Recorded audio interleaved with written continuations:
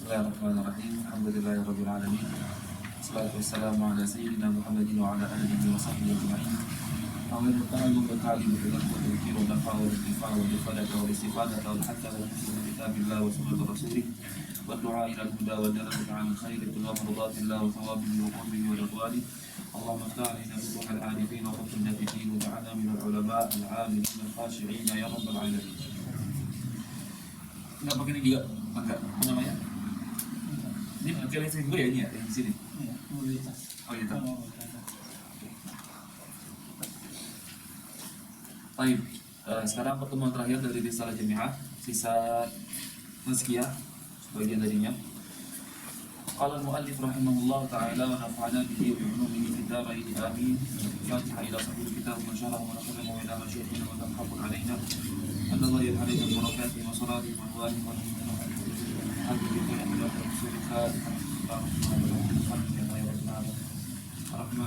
Maliki yaumiddin. Iyyaka na'budu wa iyyaka nasta'in. Ihdinas siratal ladzina an'amta 'alaihim ghairil maghdubi 'alaihim. Qala al-mu'allif rahimahullah ta'ala wa nafa'ana bihi fid dunya wal akhirah wa min ta'atil qalbi al-imanu wat tasdiq. Ini yang sudah kita jelaskan bahwa di antara ketaatan hati itu iman sama tasdik, dan iman merupakan af'al qalbiyah yang paling besar pahalanya. Dan sebagaimana sudah kita jelaskan di majlis pertama dulu, bahwa tasdik yang diinginkan bukan tasdik am tapi tasdik khas, meyakini terhadap apa yang dibawa Nabi oleh Nabi sallallahu alaihi wasallam, mimma ulima fid din min ad-darurah. Wal yakin itu sebagai ibarat an rusukhil al-iman. Yakin dianggap sebagai rusuhnya iman, menetapnya iman, tidak tergerak maupun ada syak, ada keraguan, yang datangnya syubhat-syubhat, tidak ada keraguan, disebut dengan yakin. Dan keyakinan tersebut didapat dari baca Quran, baca hadis, dan yang paling memberikan pengaruh kepada insan terhadap keyakinan adalah duduk dengan orang-orang sudah yakin. Yang teryang penting adalah duduk kepada orang-orang ulama, salihin, auliya yang sudah mendapatkan keyakinan tersebut. Mereka yang dapat menyalurkan energi keyakinan tersebut.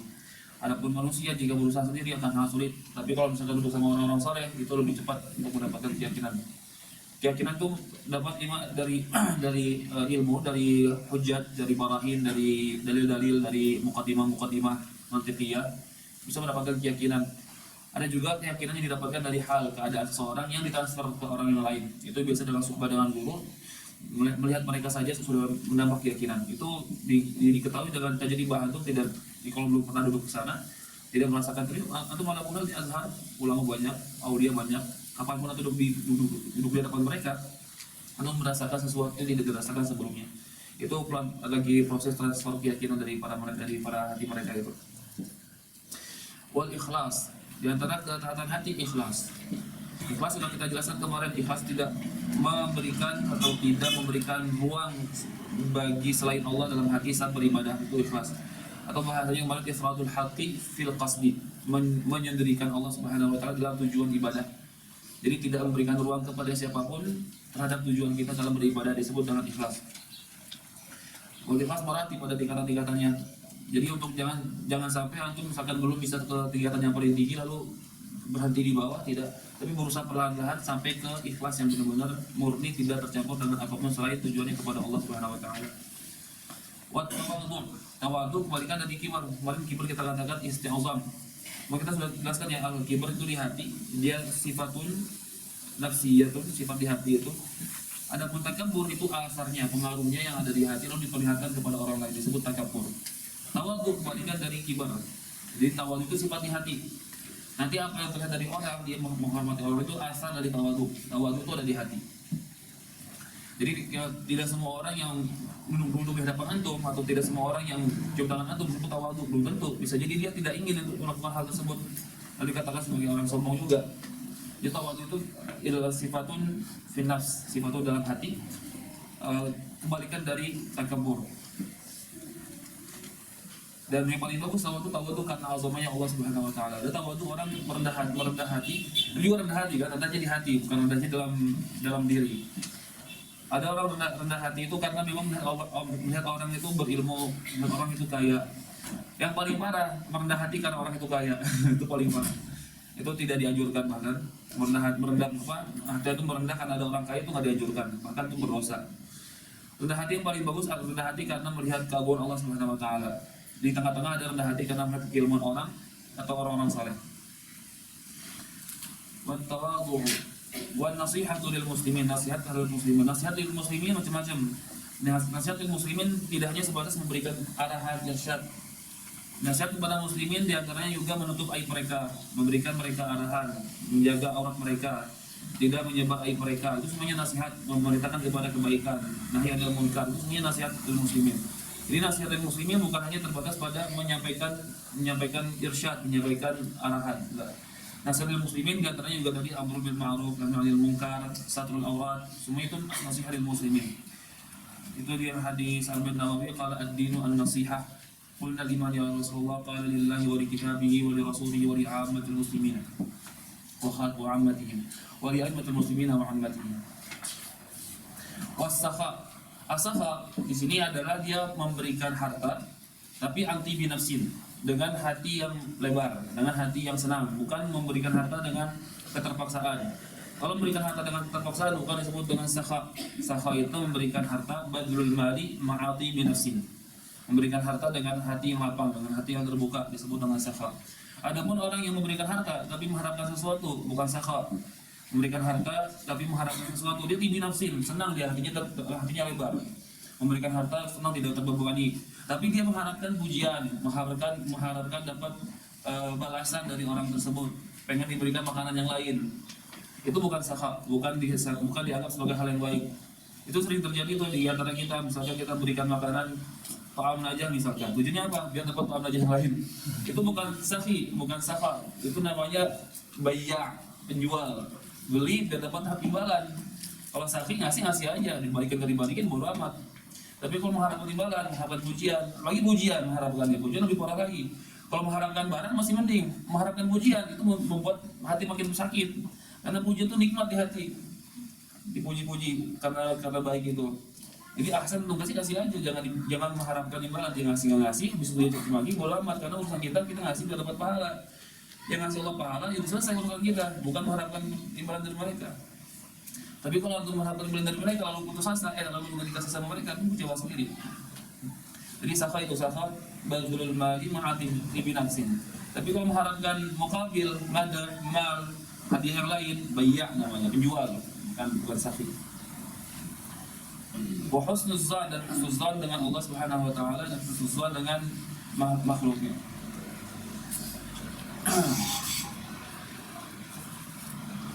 Tadi ada yang tanya di WA, bosan sama si Afif ya? Tadi nanya di WA, belum dibalas, baru banget tadi di chat. Ahmad Rafif bilang, Ahmad Rafif husnuzon dengan manusia antara husnuzon dengan hati-hati. Itu salah satu permasalahan yang sedikit dakik di ilmu qulub tentang hati-hati terhadap manusia dan husnuzon dengan manusia. Itu ada garis benang merahnya. Kalau hati-hati dengan manusia,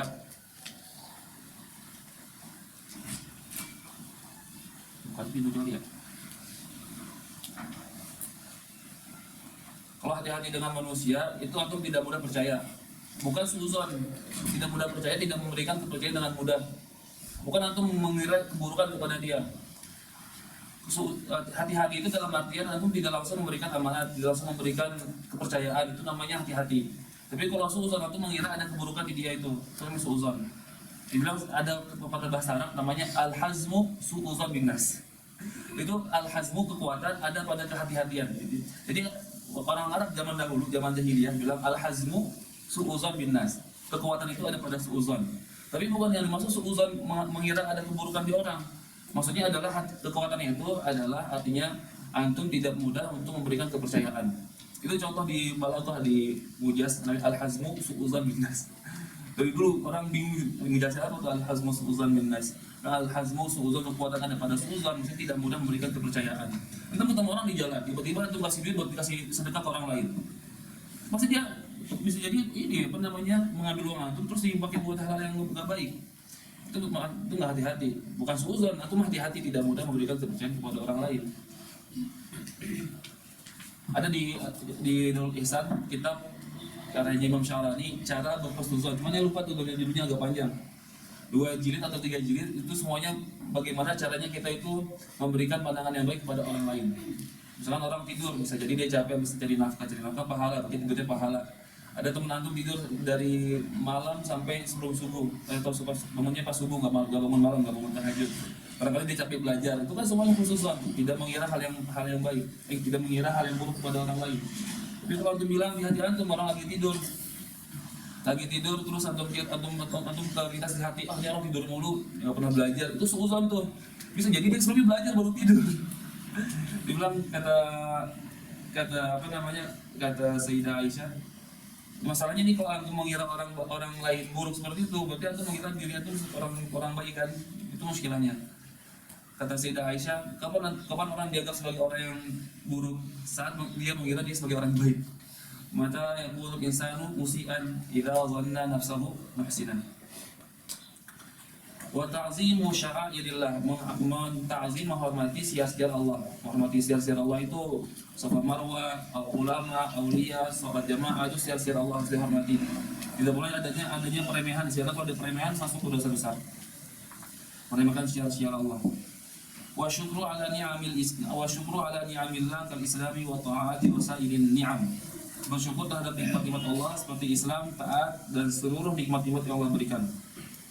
Kalau kita sudah jelaskan bahwa syukur itu di awal daras, syukur adalah fi'lun yunbi'u an ta'zimil mun'im min haitsu kaunuhu mun'iman. Dia adalah sebuah fi'il, sebuah kegiatan yang memperlihatkan terhadap penghormatan yang memberi, menghormatan kepada yang memberi. Itu namanya syukur secara lugatan.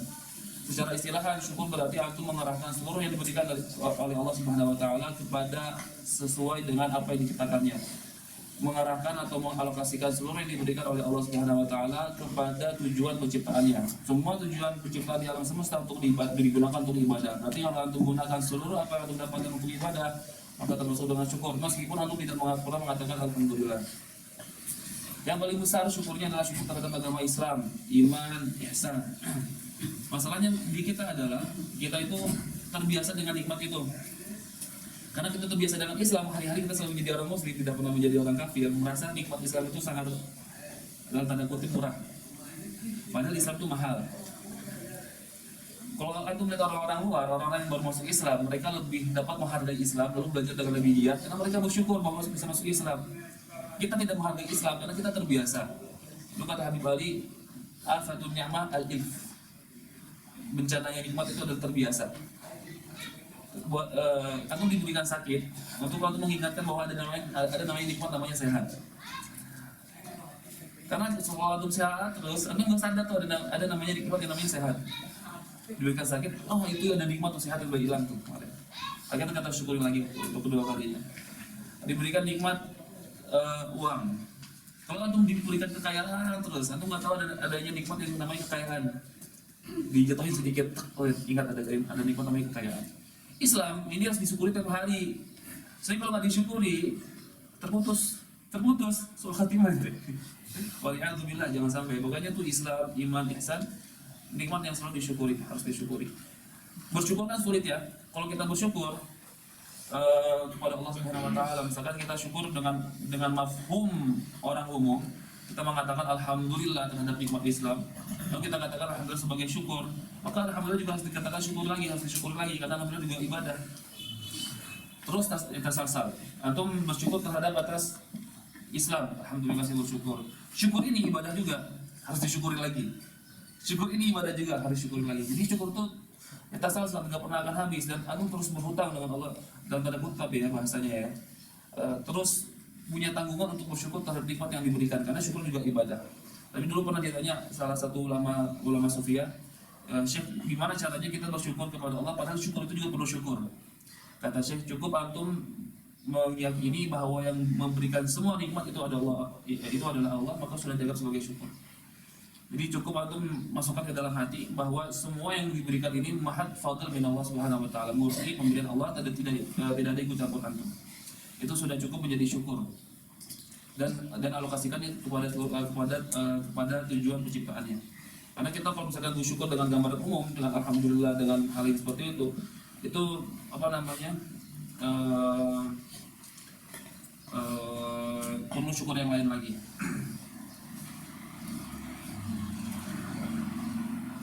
Wa syukru ala ni'amillahi kal islami wa ta'ati wa sairi ni'am. Wa sabru ala al-bala'i mithla al-amradi wal mihani wa mautil ahibbati wa faqdil mali wa tasalludin nasi wa ghairiha. Di antara ketaatan juga sabar terhadap bala, ujian, mithlul amrad seperti penyakit-penyakit, wal mihan, ujian-ujian, wa mautil ahibbah, mati orang yang dikasihi, faqdil mal, kehilangan harta, wa tasalludin nasi wa ghairiha, dan diganggu oleh manusia dan selainnya. Wa sabru 'anil ma'asi, dan sabar dari kemaksiatan. Sabar dari kemaksiatan maksudnya itu menahan diri jangan sampai terjerumus pada maksiat, itu sabar dari kemaksiatan. Jadi sabar dalam kemaksiatan artinya gini, antum punya kesempatan buat bersabar, punya kesempatan untuk bermaksiat, cuma antum bersabar tidak melakukannya karena takut kepada Allah Subhanahu wa taala. Atau antum bersabar tidak ingin melakukan hal yang dilarang, menjaga diri itu disebut dengan bersabar dari kemaksiatan. Yang paling parah lagi kesabaran, sebagaimana kata Ghazali, yang paling parah adalah bersabar terhadap maksiat yang sudah menjadi kebiasaan. Itu orang-orang yang di luar di luar talibatul ilmi, biasanya mereka punya kebiasaan maksiat tinggal belum terputus-putus, musir alal maksiat. Umar tiap hari misalnya, zina tiap hari misalnya, waliyadzubillah. Itu untuk memutus itu susah banget. Makanya kata Ghazali, kesabaran yang paling besar, kesabaran terhadap maksiat yang sudah menjadi kebiasaan. As-sabru alal ma'asi allati sarat ma'lufah. Itu jadi kebiasaan itu susah banget.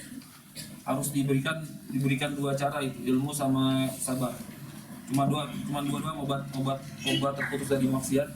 Musir alal maksiat itu cuma dua obatnya, ilmu sama sabar. Wasabru 'anil ma'asi. Wasabru 'ala ta'at, dan sabar terhadap mengerjakan ketaatan. Bersabar untuk melakukan kegiatan taat, kegiatan ibadah. Itu juga berat bersabar atas kegiatan ibadah. Karena nafsu ini kan dia yasta'li, nafsu itu selalu pengen tinggi dia, nafsu. Karena emang targetnya pengen tinggi. Dan ibadah itu terkekang. Ubudiyah itu mengekang jiwa, tidak bebas terhadap apa yang diinginkan karena terikat dengan aturan-aturan yang dibuat oleh Allah Subhanahu wa taala. Maka ibadah itu syaqqa ala nafs. Maka sabar untuk melakukan ibadah juga bagian dari ketaatan. Wathiqatu birizqi minallahi ta'ala, dan sifat terhadap rezeki dari Allah Subhanahu wa taala. Yakin terhadap rezekinya Allah Subhanahu wa taala. Itu manusia dari zaman dahulu memang sudah dikasih dikasih penyakit lalu terhadap rezeki, mereka dijadikan rezeki di banyak tempat sama Quran. Tapi ditakut-takuti fakir oleh setan, tapi percaya sama setan. Apa kata di Al-Baqarah itu dibilang apa? Nah, ya, syaitan yang ya'idukumul faqr. Satu doang setan menjanjikan kefakiran, langsung takut sama setan. Tapi Allah menjanjikan rezeki di banyak tempat di Al-Quran, mereka nggak percaya. Padahal yang jujur Allah, yang dusta setan. Tapi nggak percaya. Di antara yang ajib adalah di bahasa Arab, di Balaghah, kalau antum pernah belajar, di Balaghah itu salah satu cara penggunaannya kalau antum berbicara dengan orang yang ragu-ragu, itu dianjurkan memberikan taukid. Misalkan Hikmal ragu ada datang, maka untuk ngomong ke Hikmal itu harus dianjurkan memberikan taukid. Misalkan Mujahid memberikan taukid, inna ustad ja'a. Apa? Kalau misalkan Hikmal mengingkari, saya nggak percaya ustad datang, maka wajib hukumnya kita memberikan taukid untuk berbicara dengan Hikmal. Inna ustad ja'a itu wajib hukumnya. Dan ukuran jumlah taukidnya itu menghitung tergantung tingkatnya si Hikmah. Makin ingkar dia makin banyak taukidnya. Kan Hikmah ingkar banget tadi nggak datang. Pokoknya saya nggak percaya apapun yang terjadi, saya nggak percaya. Itu kan ingkar banget. Maka yang berbicara dengan Hikmah bilang, wallahi inna ustadz laqad ja'a. Harusnya gitu, karena dia ingkar banget. Dia yang ngaji di Al-Quran saat membahas rezeki. Dulu ada zaman Asma'i itu salah satu pembesar orang Arab, pembesar kalam Arab, Asma'i, ulama lughah, muridnya Syafi'i.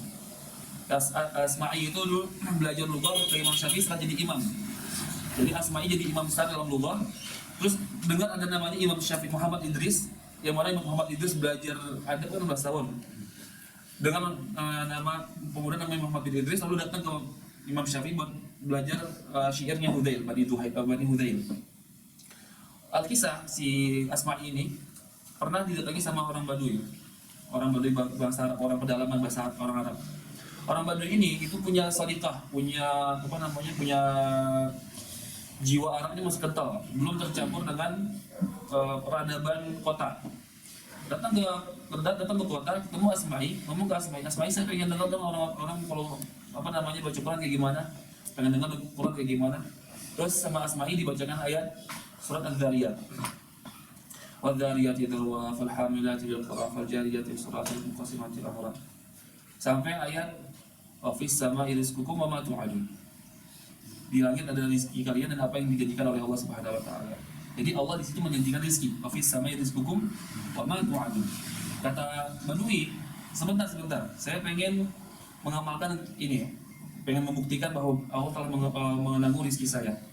Akhirnya si Badui pulang ke kampungnya lagi untuk membuktikan rezeki itu, dia berikan semua hartanya, kambingnya, uangnya diberikan ke orang-orang. Saya membuktikan bahwa rezeki telah ditanggung. Nggak mungkin saya nggak punya rezeki. Setelah diberikan semua, nggak lama, seminggu kemudian ternyata ada orang baik mengembalikan berkali-kali lipat apa yang telah dia berikan. Kata Badui, ternyata benar apa yang dikatakan Al-Quran. Rezeki ditanggung sama Allah Subhanahu wa taala. Kembali ke Asma'i lagi. Asma'i, apa yang Allah katakan benar. Rezeki ditanggung, saya nggak pernah kelaparan. Saya kasih semuanya, ada yang balikin lagi berkali lipat. Saya pengen dengar dong apa lanjutan ayat itu, kata si Badui. Terus Asma'i baca ayatnya, wa fis sama'i rizqukum wa ma tu'adun. Ayat berikutnya, fa wa rabbis sama'i wal ardi innahu lahaqqun mithla ma annakum tantiqun. Ayatnya berkali-kali memberikan tauhid. Fa wa rabbis sama sumpah demi Tuhan langit dan bumi. Fa wa rabbis sama'i wal ardi innahu sesungguhnya rezeki itu lahaqqun benar-benar ada. Mithla ma annakum tantiqun. Semisal seperti apa yang kalian katakan. Ini 6 tauhid diberikan sama Allah Subhanahu wa taala. Fa wa rabbis sama'i wal ardi innahu lahaqqun mithla ma annakum tantiqun. Dengar ayat itu si Badui kaget. Ya Rabb, siapa yang berani mengingkari, siapa yang berani meragukan apa yang telah kau janjikan, siapa yang kau sumpah berkali-kali, mati sekali. Karena kaget dengan sumpah Tuhan. Karena Badui ngerti Tuhan ini berkali-kali memberikan tauhid karena manusia banyak yang ragu. Seandainya nggak ada yang ragu, nggak pakai tauhid. Karena dalam bahasa Arab kaidahnya kalau orang ragu diberikan orang ingkar diberikan tauhid, kalau nggak ada ingkar diberikan tauhid. Tapi Al-Quran datang saat menjelaskan rizki diberikan tauhid sampai 6 kali. Mati Baduinya akhirnya terkenal dengan sebutan qatala Al-Quran. Orang yang terbunuh karena Al-Quran. Itu ada kitabnya. Kitabnya namanya judulnya qatala Al-Quran, nanti antum cari di Google. Itu ceritanya dengan sanad, ini ceritanya bukan cerita khurafat, bohong-bohongan. Pakai sanad cerita ini.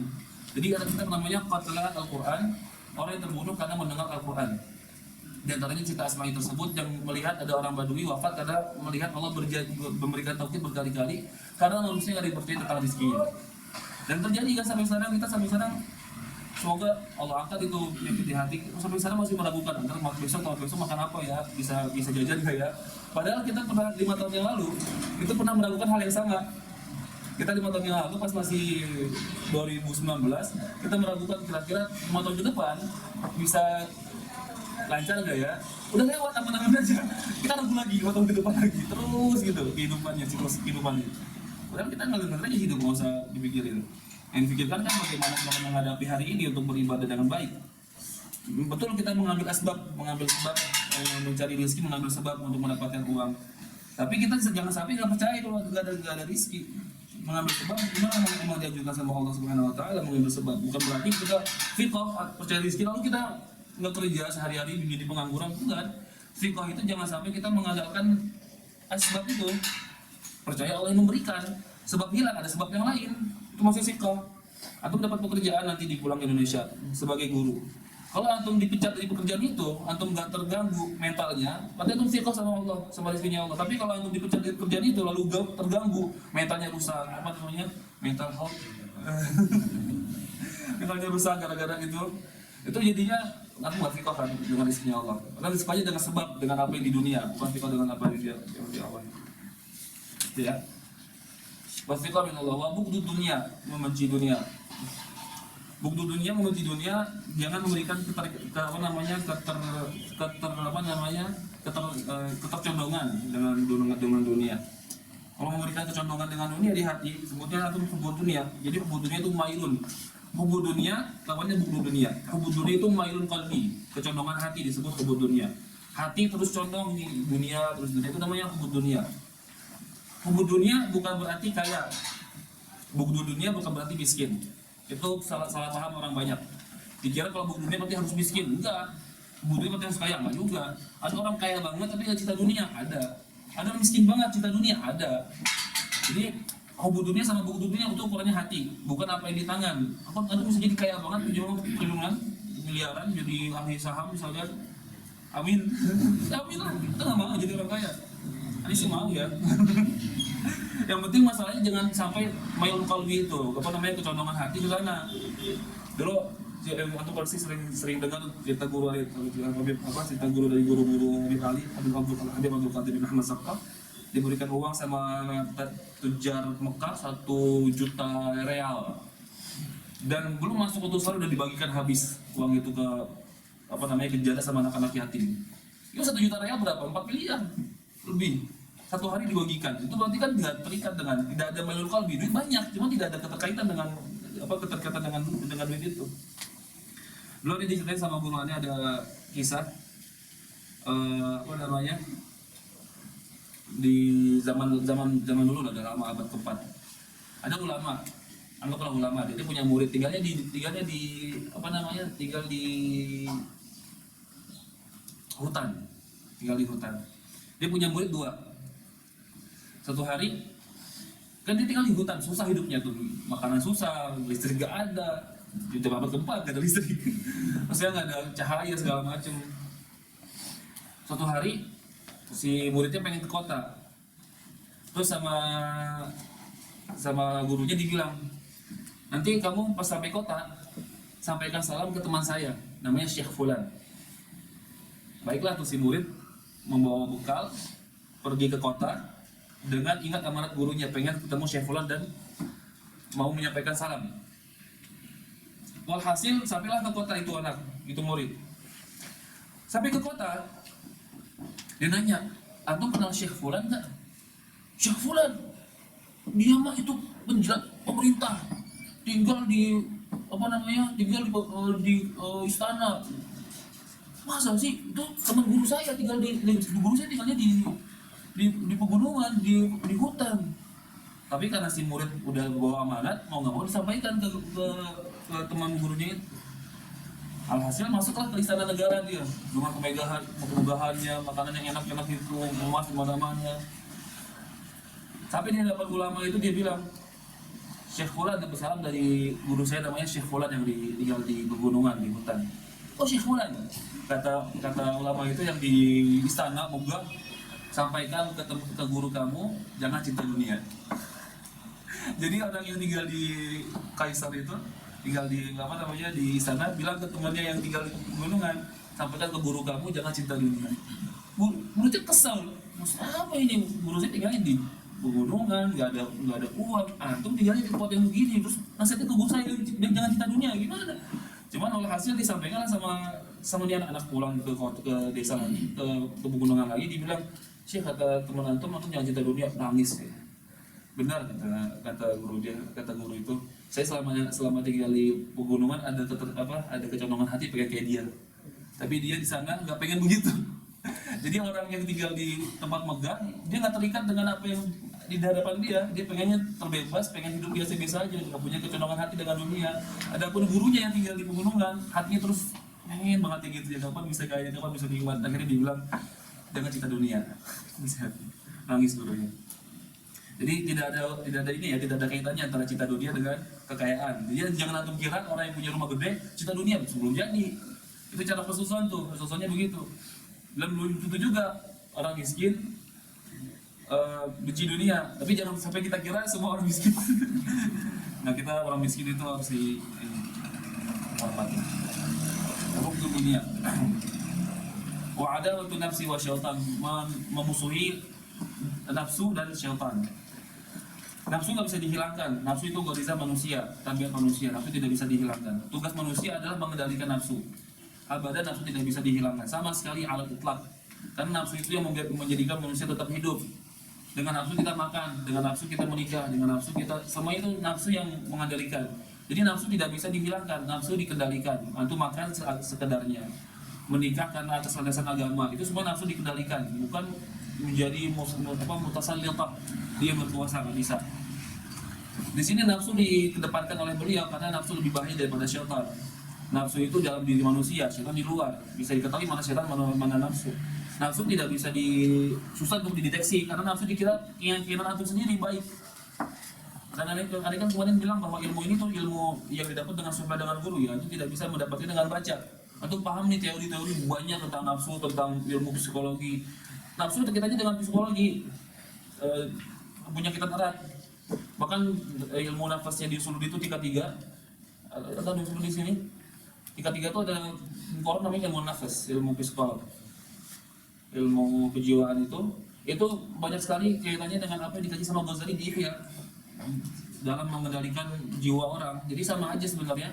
Antum belajar ilmu psikolog sama belajar tasawuf mirip-mirip, beda istilah doang. Ilmu nafas pakai bahasa Inggris keren, ilmu ini kan pakai bahasa Arab, kayak dalil, ya kuno gitu kan singiranya. Tapi itu pandangan orang tuh begitu. Kalau pakai bahasa Inggris dikit aja, wah keren banget ilmu modern. Padahal udah dikaji zaman dahulu, udah sama aja, intinya sama. Jadi nafsu itu ada di diri manusia, antum tidak bisa mendeteksi dengan mudah. Makanya perlu guru untuk memberikan tanbih bahwa ini yang dipengini nafsu, bukan Allah. Dan di antara daqaiq ilmu nafsu itu di Burda juga ada. Di Burda dibilang misalkan wala tusimi wa khalifin nafsa wa syaitana wa sihima wa innahuma ma haqqan nusabat tahimi wa la tuti'hum ma khasman wa la hakaman fa anta ta'rifu. Enggak semuanya. Wala tusimi. Lupa lagi. Ada jelas berarti. Wa adawatun nafsi wa syaitan. Wa muhabbatullah ta'ala, cinta kepada Allah subhanahu wa ta'ala, wa rasulihi dan rasulnya. Muhabbatullah, cinta sama Allah, itu ada dua jenis orang cinta sama Allah. Ada cinta karena pemberiannya, an-ni'am as-sabiqah yang terus diberikan. Kalau kita cinta sama Allah karena pemberian yang sangat banyak. Ada yang cinta sama Allah karena Allah berhak untuk dicintai, az-zatul aqdas. Tapi itu sulit untuk sampai ke sana. Kalau kita tidak bisa untuk mencintai Allah karena Dia sebagai Allah, maka cintai Allah karena nikmat-nikmat yang telah diberikan. Mahma kasarna, mahma asaina, mahma khalafna, tapi Allah tetap memberikan nikmatnya tidak diputus. Antum bisa mikir aja sendiri, ta'amul di kamar, kita terus hari-hari taksir dengan apa yang Allah perintahkan, ibadah nggak sempurna, tapi Allah tetap memberikan kesempatan buat belajar. Bahwa kita sudah yakini bahwa belajar semuanya itu murni pemberian Allah Subhanahu wa taala. Maka manusia itu punya jiwa. Dibilang sama Ghazali di Ihya, cinta kepada Allah sama cinta kepada Rasulnya itu bukan fadilah, tapi adalah sebuah gorizah manusia. Manusia majbulah sudah diciptakan untuk mencintai orang yang baik kepadanya. Itu majbulah fil insan. Kalau dia nggak cinta sama orang yang baik, berarti dia bukan manusia, orang jahat dia. Antum ada orang baik sama antum tidak berbuat baik ke dia, jahat antum. Ini ada zat yang mana zat tersebut selalu berbuat baik kepada antum, tapi antum tidak mencintainya. Itu antum sudah menyelisihi kemanusiaan antum. Manusia sebagai manusia pasti mencintai orang yang baik kepada dia. Sekarang Allah sama Rasulnya selalu berbuat baik kepada kita. Tapi kalau kita nggak cinta, berarti kita menyelisihi kemanusiaan. Sifat kemanusiaan kita sendiri. Muhabbatullahi wa rasulihi wa sahabatihi dan sahabat-sahabatnya. Mencintai semua sahabat-sahabatnya tanpa ada kecuali. Ini enak kalau mencintai sahabat, kalau antum nggak memperdalam sejarah, gampang mencintai sahabat. Tapi orang yang memperdalam sejarah, baca peperangan-peperangan yang terjadi, itu harus hati-hati. Jangan sampai antum membaca sejarah peperangan antara sahabat lalu menjatuhkan diri untuk membenci salah satu sahabat. Itu besar, itu repot. Nabi bilang di itu Allah fi ashabi la tattakhiduhum gharadan ba'di faman ahabbahum fabihubbi uhibbuhum. Allah dalam sahabatku, jangan engkau jadikan sahabatku sebagai tujuan di dunia nanti setelah aku wafat. Barang siapa yang mencintai mereka, maka dengan cintaku aku mencintai mereka. Itu kalau antum membenci mereka, waman abghadahum fabighudi abghadahum. Kalau kalian membenci mereka, dengan kebencianku aku membenci kalian. Makanya jangan punya sampai kalau nanti baca sejarah-sejarah sahabat, peperangan Sufi, Jamal segala macam, terus untuk benci kelompok yang salah, wah repot. Dan dalam Zubat itu, wa ma jara baina sahabi nasbutu anhu wa ajrul ijtihadi nasbutu. Apa yang terjadi di antara sahabat, kita sudah nasbut dia. Yang komentar kita cinta, mereka sudah dihina sama Allah radhiyallahu anhu wa radwan. Apa yang terjadi di antara mereka berkaitan sama Allah Subhanahu wa taala, urusan yang bukan urusan kita. Wabitali apa yang terjadi antara ulama juga jangan ikut campur. Sahabat terjadi sudah peperangan, ada selisih paham di sana. Jangan ikut campur. Kita kan masih thalibul ilmi, masih ece-ece, masih bawahan banget nih. Jangan untuk ikut campur permasalahan orang-orang dewasa. Ulama lagi berdebat. Yang tiba-tiba tuh gabut di kamar, buka Facebook, buka Instagram, komen-komen ini salah ini segala macam. Santai dulu aja. Atau belum waktunya untuk sana. Penyakit kita sekarang itu banyak yang terlalu merasa berhak untuk berbicara. Merasa berhak untuk berbicara. Padahal kita bukan siapa-siapa. Nanti sudah waktunya, antum sudah diberikan amanat untuk mengajar dari guru antum, pulang ke Indonesia, sudah bisa mutolaah, baru berbicara atas nama agama. Dan hati-hati tapi, sekarang jangan dulu, sekarang masih belajar. Jadi buka Instagram, buka itu, buat rehat aja. Jangan buat ikut campur gitu-gituan. Udah balik ke Instagram kelamaan, ikut campur begituan, muskilah ada muskilah. Jadi sahabat tidak bisa diikut campurkan permasalahannya. Tadi ulama yang besar-besar jangan ikut campur. Tugas kita khususkan bahwa mereka berbicara atas dalil. Lalu tetap menghormati mereka mahma mereka berselisih. Jangan ikut campur, jangan melihat apa yang terjadi. Udah tutup mata, ambil ilmunya, selesai. Wa ahli baitihi dan juga mencintai ahli baitnya. Ini penyakit yang terjadi sekarang di Indonesia itu. Imaduddin. Tapi walhasil ya gimana? Mereka gara-gara yang terjadi di Indonesia itu banyak orang sekarang mencaci maki Ahlul Bait. Muskilah besar itu. Kalau ada ilmu nasab itu ada ilmu tersendirinya. Ada ilmu tersendiri bagaimana cara menentukan, ada ilmu tersendirinya. Ada kaidah-kaidahnya. Ini baca ilmu nasab karena mereka kepo aja, gimana sih ilmu nasab itu bekerja, kenapa bisa disalahkan seperti itu. Kepo itu baca ada ilmu nasabnya karyanya Syekh Muhammad Al-Rashid. Jadi Muhammad Al-Rashid punya buku nasab An-Nasab Dawabiluhu wa Qawaiduhu. Dicetak di mana di Saudi. Lalu ini PDF, baca PDF. Itu PDF tuh dibaca tuh kesempatan besar. Ini baca PDF. Jadi salah satu kaidah di nasab itu tidak selamanya, bahkan yang lebih sering galiban biasanya jika ada nama yang tidak tertulis dalam nasab di Syajaratun Nasab itu, jika ada nama yang tidak tertulis bukan berarti terjadi keterputusan. Karena nasab itu diketahui bukan dengan data, tapi dengan istifadah. Dia sudah terkenal memang oleh orang sekitar ini keturunan Nabi. Maka dengan istifadah itu, dengan tersebarnya berita bahwa ini keturunan Nabi sudah cukup.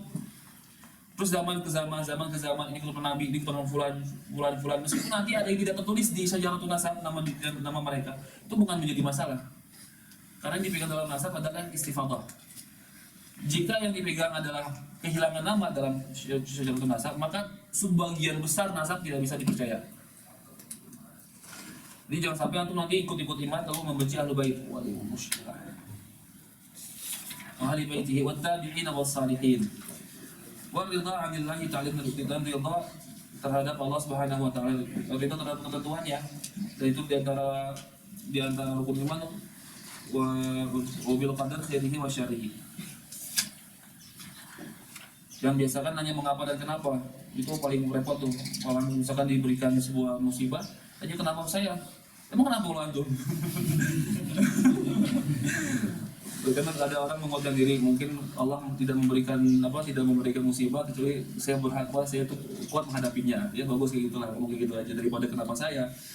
Merasa antum tidak berhak. Sudah ibadah, sudah baca Quran, khatam satu Ramadan 5 kali. Kenapa saya dikasih musibah, kasih ini, tidak ada duit segala macam.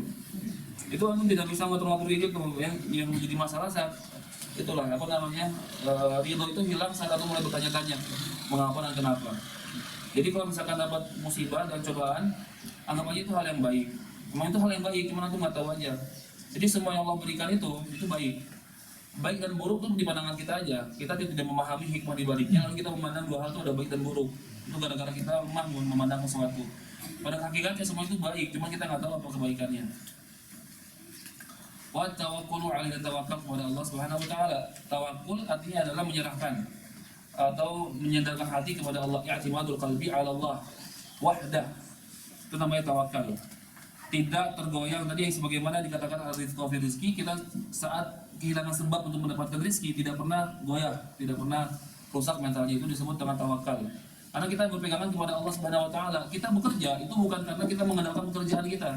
Kita bekerja karena Allah memerintahkan kita. Itu yang menjadi landasan kita bekerja.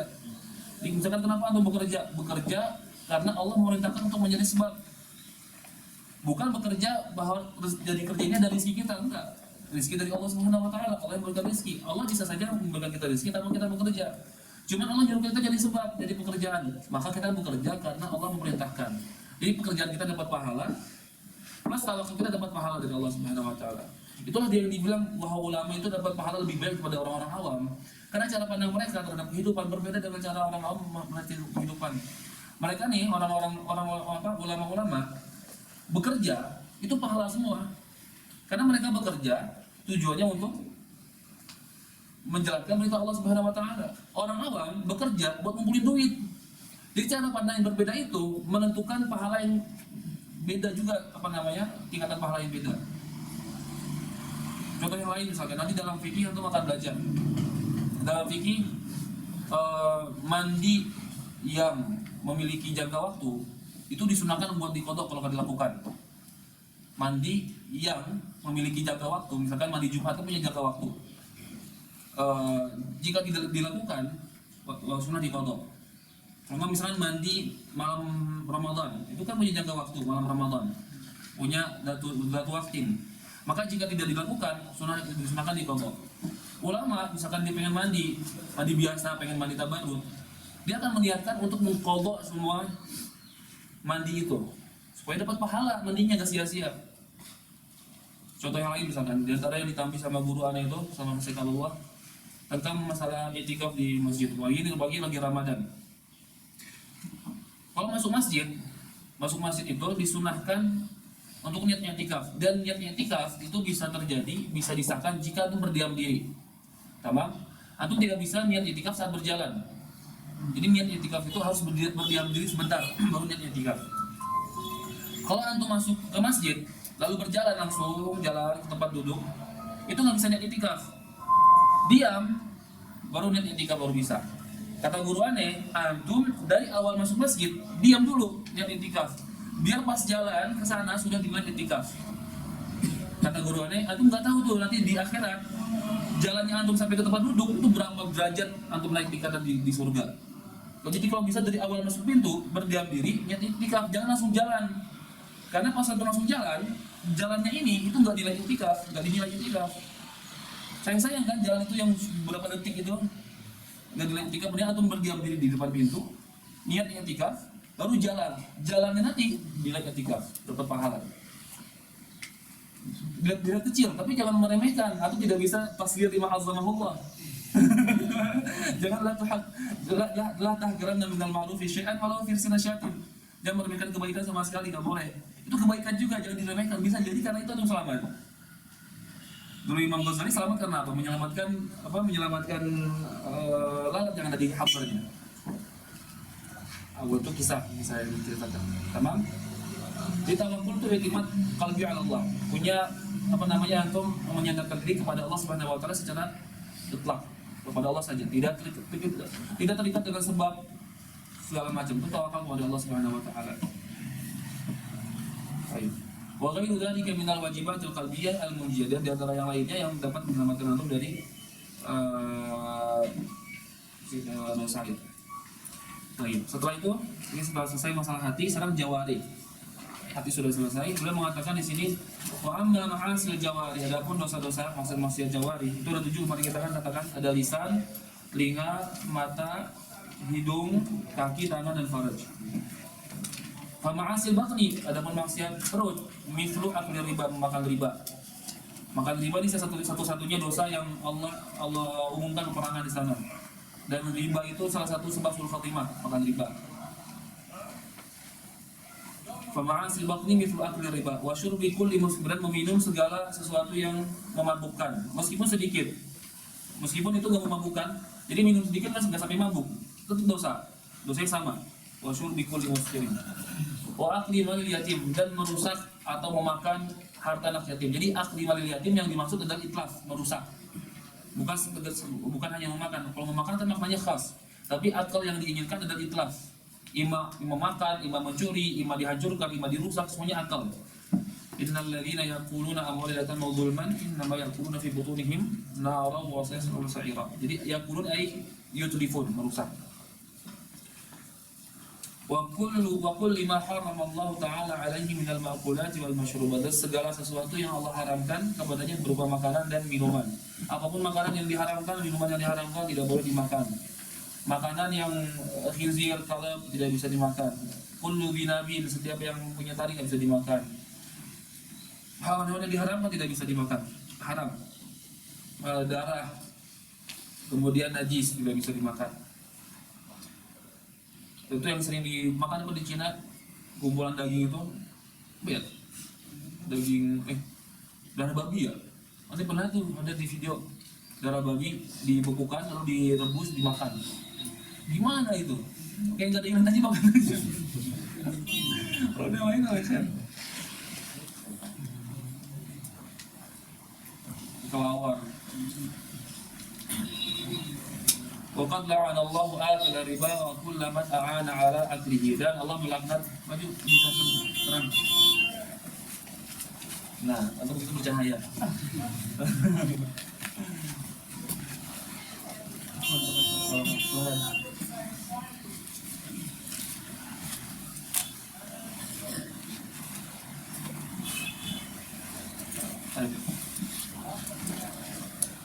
Waqad la'ana Allah akila riba wa kulla man a'ana ala aklihi, dan Allah melaknat pemakan riba dan semua yang membantu untuk memakannya.